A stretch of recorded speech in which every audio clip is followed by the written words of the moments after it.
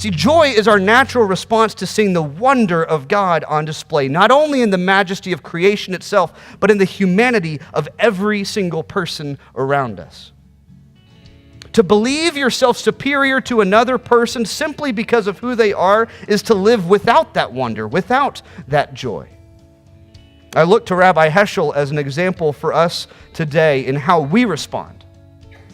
And I'm convinced that even in the face of incredible evil, God calls us to find the beauty and the wonder and the joy in the world around us.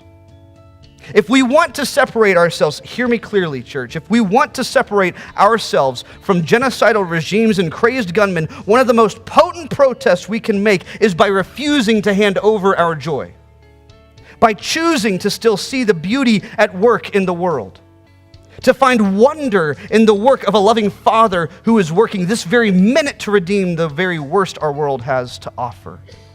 That is a potent protest.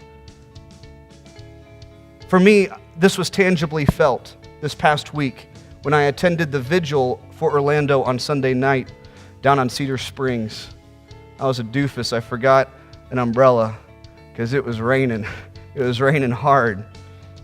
Rain poured on a few hundred individuals who were gathered around the resource center down on Cedar Springs to hear from religious leaders and community leaders and city leaders, all reflecting on not only the tragedy but also the hope for a better future.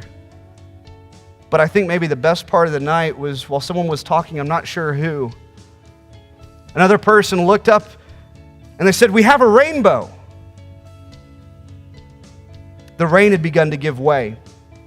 And everyone turned to see this large rainbow making its way across the early stages of a sunset. And for about 20 seconds, doesn't sound long, but it's a long time with a big crowd of 200 people.